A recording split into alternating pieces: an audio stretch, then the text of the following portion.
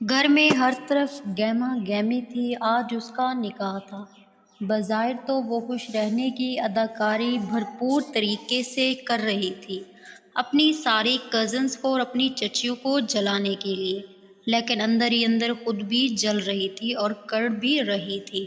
محترمہ نے لمبی پلاننگ کی ہوئی تھی تائی جان کے اکلوتے بیٹے کو پھنسا کر اس سے شادی کرنے کی۔ اس نے سوچا تھا کہ اپنی خوبصورتی کے بل بوتے پر وہ حیدر کو اپنے جال میں پھنسا لے گی، لیکن اس کی چال الٹ پڑ گئی۔ سمیہ نے اقرا کے کان میں سرگوشی کی۔ منائل ان دونوں کو دیکھ رہی تھی اور سمجھ رہی تھی کہ وہ یقیناً اس کے بارے میں باتیں کر رہی ہیں اور اس کا مذاق اڑا رہی ہیں اور خوش رہنے کی اداکاری تو ایسے کر رہی ہیں جیسے ہمیں اس کے اندر کا حال پتہ ہی نہیں ہے۔ اس کو کہتے ہیں رسی جل گئی لیکن بل نہیں گیا۔ صدف نے بھی سرگوشی میں حصہ لیا۔ کہاں وہ امریکہ ریٹرن حیدر اور کہاں یہ گاؤں کا لڑکا معاذ، اقرا نے کہہ کر اپنی ہنسی دبائی۔ منائل دلہن بنی بیٹھی تھی اور وہ گھونگھٹ کی اوٹ سے ان سب کا تماشا دیکھ رہی تھی۔ نکاح ہاں آنے والا ہی تھا۔ وہ بن ماں باپ کی بچی تھی۔ اس کے 3 چچا تھے۔ ان سب نے اسے پالا پڑھایا لکھایا، لیکن اندر ہی اندر اس سے حسد بھی کرتے تھے۔ وہ خود بھی کوئی ابلہ ناری نہیں تھی، وہ بھی بہت تیز تھی۔ بڑی تائی کا بیٹا جب امریکہ سے اپنی تعلیم مکمل کر کے آیا تو تمام لڑکیوں کی نظر اس پر تھی۔ ساری کزنز چاہتی تھی کہ حیدر انہیں پسند کر لے، لیکن مسئلہ یہ تھا کہ منائل سب کزنز میں سب سے زیادہ حسین اور خوبصورت تھی۔ اس لیے ساری کزنز کو یہی پریشانی تھی کہ حیدر آتے ہی منائل پر فدا ہو جائے گا۔ منائل کو بھی یقین تھا اور وہ ہر طرح سے پر اعتمادی کہ حیدر اسے پسند کر لے گا۔ اسے نے اپنی خوبصورتی پر ناز بھی تھا اور اسے خوبصورتی کی وجہ سے اس کی سب کزنز اور اس کی چچیاں اس سے جلتی تھی، لیکن ظاہر ایسے کرتی تھی کہ ان سب کو منائل سے بے حد محبت ہے۔ منائل بھی ان کے دل کا حال جانتی تھی۔ ایک دن منائل اپنی سہیلی نور سے باتیں کر رہی تھی اور اسے بتا رہی تھی کہ وہ حیدر کو اپنی محبت کے جال میں پھنسا لے گی اور اس سے شادی کرے گی اور اس گھر کی مالکن بن کر سب کا خون جلائے گی۔ تو شفا نے اس کی ساری باتیں سن لی اور اس کو دفاع کرنے کے لیے اس کی چچیوں نے گاؤں میں رہنے والے دور کے ایک رشتہ دار لڑکے کو بول کر اس سے نکاح پڑھوانے کی تیاری کی۔ جس لڑکے کو وہ گاؤں کا سادہ لو انسان سمجھ کر منائل کا نکاح کروا رہے تھے، اصل میں وہ اتنا بھی سادہ نہیں تھا، وہ ان سب سے زیادہ جیدار تھا۔ منائل جان گئی تھی کہ گھر والوں نے حیدر کے معاملے میں اس کی پلاننگ کو جانتے ہوئے یہ رشتہ کروانے کا فیصلہ کیا ہے، اس لیے وہ چپ چاپ راضی ہو گئی، مرتا کیا نہ کرتا، کیونکہ بسمہ اس کی ساری باتیں سن لی تھی۔ اس وجہ سے اسے سب گھر والوں کے سامنے شرمندگی کا بھی سامنا کرنا پڑ رہا تھا، اور عافیت عیسوی میں جانی کہ چپ چاپ اس نکاح کے لیے ہاں کر دے۔ اس کو بتایا تو یہ گیا تھا کہ 1 سال بعد اس کی رخصتی ہوگی دھوم دھام سے، لیکن چونکا دولہا بڑا جیدار تھا۔ نکاح کے فوراً بعد اس کی فرمائش آ گئی کہ وہ ابھی اسی وقت دلہن کو رخصت کر کے اپنے گاؤں لے جانا چاہتا ہے۔ اگر دولہا یہ فرمائش نکاح سے پہلے کر دیتا تو یقیناً یہ نکاح ہی نہ ہوتا۔ دولہے کی اس فرمائش پر لڑکیوں میں ہنگامہ برپا ہو گیا۔ گور کے سارے بزرگ سوچ میں پڑ گئے۔ بالآخر یہ فیصلہ ہوا کہ دلہن نے دولہے کے ساتھ آج ہی ہم رخصت کر دیتے ہیں۔ امی آپ نے اچھا نہیں کیا، وہ سب سے خوبصورت ہے، آپ نے اتنی اچھی لڑکی سے مجھے محروم کر دیا۔ حیدر نے منائل کو دلہن کے روم میں دیکھا تو ماں سے شکوہ کیا۔ اسے رہ رہ کے غصہ آ رہا تھا۔ اس نے 6 سال پہلے منائل کو دیکھا تھا اور بچپن سے دیکھتا آ رہا تھا۔ جب منائل 14 سال کی تھی، اب وہ 20-21 سال کی کوئی پری لگ رہی تھی۔ حیدر اسے دیکھتا، پھر باقی کزنز کو اس کا دل برا ہونے لگ جاتا۔ امی خاندان میں ایک یہی لڑکا میرے لائق تھی، اب میں شادی کروں گا تو خاندان سے باہر کروں گا، میں کہہ دیتا ہوں آج ہی آپ سے۔ حیدر نے اپنا حتمی فیصلہ اپنی ماں انیسہ بیگم کو سنایا۔ اچانک رخصتی کی بات سن کر منال کے سر پر تو جیسے آسمان گر پڑا، لیکن اس نے بامشکل خود کو سنبھالا۔ اصل میں ہوں ہی اتنی پیاری کہ میرے شوہر سے سال کا انتظار نہیں ہو پا رہا۔ شاید وہ جلدی مجھے اپنے گھر کی زینت بنانا چاہتے ہیں، منال نے غرور سے کہا، اور دل میں اپنے تازہ ترین شوہر کو حسین القابات سے نوازا۔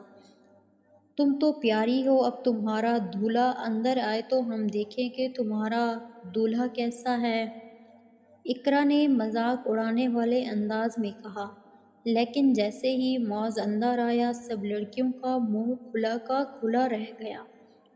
حیدر کیا تھا اس کے آگے، ٹام کروز جیسا معاذ آج دولہا بن کے واقعی ہیرو لگ رہا تھا۔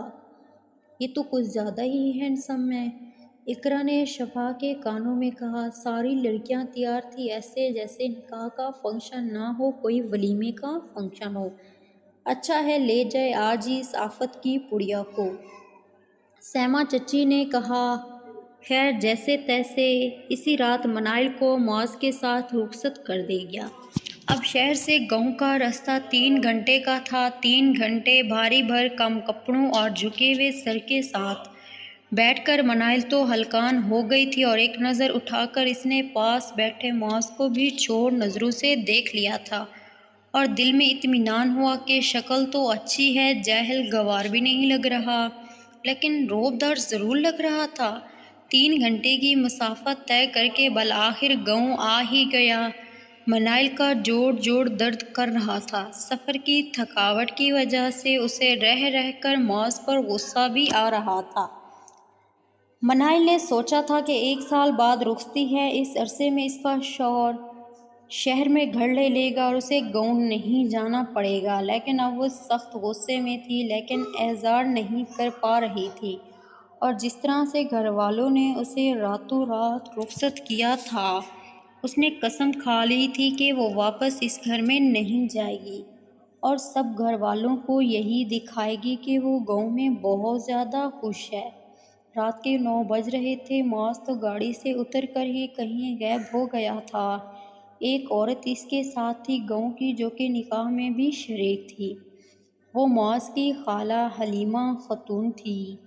حلیمہ خاتون منال کو اس کے کمرے میں لے کر گئی۔ بیٹا تم تھکی ہوئی ہو، اب آرام کرو، معاذ آتا ہی ہوگا، میں بھی تھک گئی ہوں، اپنے گھر جا رہی ہوں، مجھے بہت نیند آ رہی ہے، میرا گھر یہاں پڑوس میں ہی ہے، کسی چیز کی ضرورت ہو تو آواز دے دینا، ویسے گاؤں والے سب سویرے ہی سو جاتے ہیں، حلیمہ خاتون نے کہا، اور وہاں سے چلی گئی۔ کچھ دیر تو وہ وہیں بیٹھی رہی، پھر خیال آیا تو کمرے سے باہر نکل آئی اور گھر کا جائزہ لینے لگی۔ اس نے سوچا تھا کہ گاؤں کا کوئی بسیدہ سا گھر ہوگا، لیکن یہ اچھا خاصا شہر نما گھر تھا، چھوٹا تھا لیکن خوبصورت تھا۔ بجلی نہیں تھی، لیکن سولر لائٹ کی وجہ سے پورا گھر روشن تھا۔ منال نے نوٹ کیا کہ گھر میں سولر سسٹم اچھے طریقے سے لگا ہوا ہے، سولر کے پلیٹ بھی نظر آ رہے تھے، یو پی ایس بھی تھا اور بیٹری بھی۔ منال کو تھوڑی تسلی ہوئی، وہ اپنے خیالوں میں گم تھی کہ پیچھے سے کسی کی آواز سنائی دی، دلہن ایک جگہ پر بیٹھی ہوئی اور شرماتی ہوئی اچھی لگتی ہے، تم عجیب دلہن، وہ جو پہلی رات ہی سیر سپاٹوں میں نکل آئی۔ معاذ کی آواز پر وہ جیسے اچھل پڑی، نہیں میں تو وہ گھر دیکھ رہی تھی۔ منال ہڑبڑ گئی، یہ کام صبح بھی کیا جا سکتا ہے، گھر کہیں بھاگا نہیں جا رہا، گاؤں والوں نے دیکھ لیا تو میرا مذاق بنائیں گے، وہ کافی سخت لہجے میں بولا۔ منال فٹ سے اندر آ گئی اور بیڈ پر بیٹھ گئی، اسے بہت برا لگا معاذ کا یوں بات کرنا۔ تھوڑی دیر بعد معاذ اندر آیا، منال کا دل اب کسی بھی لگام گھوڑے کی طرح دوڑنے لگا، اسے لگا معاذ اس کے پاس آئے گا، منہ دکھائی دے گا، اس کے حسن کی تعریف کرے گا، میٹھی میٹھی باتیں کرے گا، لیکن ایسا کچھ نہیں ہوا۔ وہ سیدھا آ کر بیڈ کے دوسرے کنارے پر ڈھہ گیا، پھر سر اٹھا کر منائل کو دیکھا۔ یہ چارپائی دیکھ رہی ہو نا، میں نے تمہارے سونے کے لیے ہی رکھی ہے، تم اس چارپائی پر سو جاؤ، مجھے اپنے بیڈ میں کسی کی مداخلت برداشت نہیں ہوتی، میری نیند خراب ہوتی ہے، جاؤ شاباش سو جاؤ، معاذ نے اپنے رعبدار لہجے میں کہا تو منائل حیران ہو گئی۔ آخر کیا مسئلہ اس انسان کے ساتھ؟ کیا اس لیے راتوں رات رخصت کر لیا تھا مجھے؟ منائل کو اپنی سخت تذلیل محسوس ہوئی۔ اسے لگا تھا کہ معاذ اس کے حسن پر فدا ہو جائے گا، اس کی تعریفیں کرے گا، منہ دکھائی میں سونے کی کوئی چین انگوٹھی دے گا، لیکن اس کا رویہ دیکھ کر وہ پریشان ہو گئی۔ خڑوس انسان سمجھتا کیا ہے خود کو؟ تھوڑی سی شکل کیا اچھی مل گئی، خود کو واقعی ہیرو سمجھنے لگ گیا۔ احسان ماننا چاہیے اسے میرا کہ مجھ جیسی پڑھی لکھی حسین لڑکی نے اس سے شادی کے لیے حامی بھر لی۔ منائل دل ہی دل میں تپ رہی تھی۔ وہ چارپائی کی طرف گئی اور وہاں پر لیٹ گئی۔ معاذ نے اٹھ کر بتی بجھا دی اور اب وہ اندھیرے میں ہی اپنا زیور اتار رہی تھی اور چارپائی کے کونے میں رکھ دیا۔ نہ میک اپ صاف کیا اور نہ لباس تبدیل کیا، نہ جانے کب اس کی آنکھ لگ گئی۔ صبح اسے کسی کے گرم گرم لمس کا احساس ہوا۔ اس نے خندگی میں پوچھا کہ کون؟ میں ہوں تمہارا شوہر، اٹھو اور مجھے چائے بنا کر دو، پورا گاؤں جاگ گیا ہے، تم ابھی تک سو رہی ہو۔ معاذ نے کہا تو وہ آنکھیں ملتے ہوئے اٹھی۔ معاذ اس کی شکل دیکھ کر ہنسنے لگا۔ ہنس کیوں رہے ہو؟ اس نے معصومیت سے پوچھا۔ تمہاری شکل دیکھ کر ہنس رہا ہوں، کارٹون لگ رہی ہو بالکل، معاذ نے کہا اور باہر نکل گیا۔ وہ اٹھی اور آئینے کے سامنے آئی، دیکھا تو میک اپ کا حشر نشر ہو چکا ہے، کاجل اور آئی لائنر پھیل گئے ہیں، لپسٹک گالوں تک پھیلی ہوئی تھی۔ وہ واقعی کارٹون لگ رہی تھی۔ اسے کمرے کے اندر ایک دروازہ نظر آیا۔ اسے اندازہ نہیں تھا کہ گاؤں میں واش روم بھی کمرے سے اٹیچ ہوگا۔ اس نے دروازہ کھولا تو اچھا سا واش روم تھا، بالکل شہر کے جیسا۔ اس نے شکر کیا، بیگ سے ایک ہلکا سا سوٹ نکالا اور واش روم میں گھس گئی۔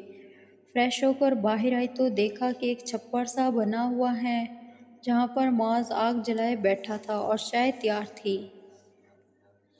اس کو غصہ آیا کہ اگر چائے پہلے سے بنی ہوئی تھی تو کیا ضرورت تھی مجھے جگانے کی؟ آج تو میں نے چائے بنا لی، تمہارا پہلا دن ہے اس لیے، لیکن کل سے صبح سویرے اٹھ کر چائے تم ہی بناؤ گی۔ مجھے سویرے ہی کھیتوں کی طرف نکلنا ہوتا ہے، اگر کسانوں پر نظر نہ رکھو تو سب گڑبڑ کر دیتے ہیں، معاذ نے کہا۔ منائل وہاں بیٹھ گئی، اس نے پیالی اٹھائی اور چائے کیتلی سے بھرنے لگی۔ معاذ اب غور سے اسے حسینہ کو دیکھ رہا تھا۔ ایک پل کو معاذ کی نظریں اس پر ٹھہر گئی تو نظر ہٹانا ہی بھول گیا، پھر اپنے جذبات پر قابو رکھ کر خود سے بولا، نہیں معاذ نہیں، اس کے حسن کے آگے کمزور نہیں پڑنا، یاد ہے نا اس کی ماں نے تمہاری ماں کا حق مار کے اس کے باپ سے شادی کی تھی۔ دوسری کس دیکھنے کے لیے ہماری اگلی ویڈیو کا انتظار کریں، اور ویڈیو اچھی لگے تو اسے لائک کر دیں اور چینل کو جلدی سے سبسکرائب کر دیں۔